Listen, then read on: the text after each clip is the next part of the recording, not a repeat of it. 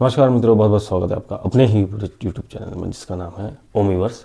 और हमारा 100 day pushups challenge आज से कंटिन्यू हो जाएगा, क्योंकि बीच में शादी वगैरह इन सब का प्रोग्राम था और इसकी वजह से हमारा प्रोग्राम बहुत ज़्यादा कैंसिल होने मतलब डिले होता रहा, और बिज़ी थोड़ा ज़्यादा था इसलिए डिले हो रहा था। बट अभी जो है हम फ्री हैं, तो फिर अपना 100 डे पुशअप चैलेंज शुरू करेंगे और इस बार पक्का कंसिस्टेंसी के साथ काम करेंगे। तो बिल्कुल बने रहिए हमारे यूट्यूब चैनल में और एवरी डे खुद को बेटर कीजिए। Every pushups will makes you stronger. तो बने रहिए और चलिए चलते हैं। अपना सबसे पहला जो रूटीन हमारा रहता है एज ऑलवेज, उसको पहले पूरा कर लेते हैं और अपनी टू डू लिस्ट में से चलो चलते हैं।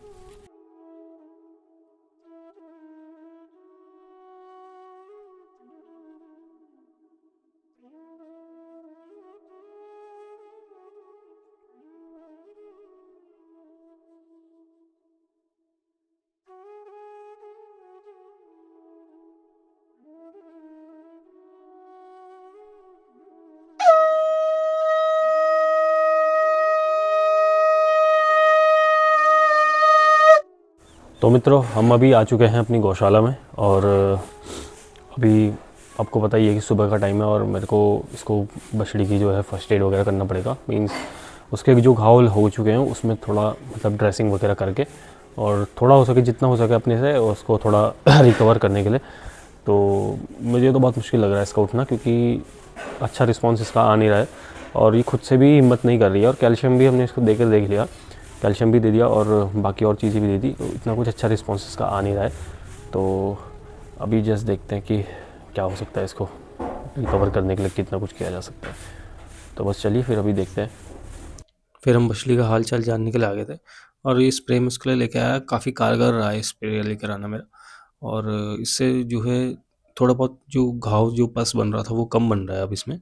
और मुझे ऐसे इसे रोल करके ही खिसकाना पड़ रहा है, क्योंकि नए बेड सोल ना बन जाए इसके। अगर मैं उठाऊंगा और फिर नीचे रखूंगा तो बेड सोल बन जाएंगे। और फिर खुशबू भी आ गया था मुझे देखने के लिए कि चाचा क्या कर रहा है। बैठ करके देख रहा था और फिर मैं स्प्रे लगाने लगा उसके। और इनसे मिली है, ये शिवा की बेटी है, इसका नाम श्री है और ये अभी जस्ट 1 महीने की है। फिर हम अपने बैक हैंड ऑफिस में आ गए और शाम ज़्यादा थी आज और ठंडा भी थोड़ा बहुत हो ही रहा था। और एज ऑलवेज हम तो अपनी यूनिफॉर्म में ही रहते हैं, तो इस टाइम से तो एक बात है कि गौशाला में रह करके ठंडा नहीं लगता है, ये कभी नोटिस करना आप लोग। और फटाफट से फिर हमने अपना गोबर वगैरह जो इतना भी था वो उठाया। और एक एक चीज़ और है, ये जो पीछे आप देख रहे हैं ये कंडे, ये मैं सोच रहा हूँ अमेज़न, प्लीज़ मेरे को कमेंट करके बताइएगा कि मैं इसे अमेज़न में सेल करना चाह रहा हूँ। तो किसी को अगर पता हो उसका प्रोसीजर कि इसे कैसे अपलोड करना है तो मेरे को प्लीज़ बताना। और ये कंडे क्या प्राइस इनका रहता है। और फिर दूसरी साइड में हम आ गए और शिवा को एज़ ऑलवेज़ आप देखें, हमेशा देखेंगे कि टेढ़ी ही खड़ी रहती है वो, ठीक है ना? ये शायद पैदा भी शायद टेढ़ी ही हुई थी। टेढ़ा है पर मेरा है, छोड़ो। फिर दूसरी साइड आ गए झाड़ू मारने के लिए।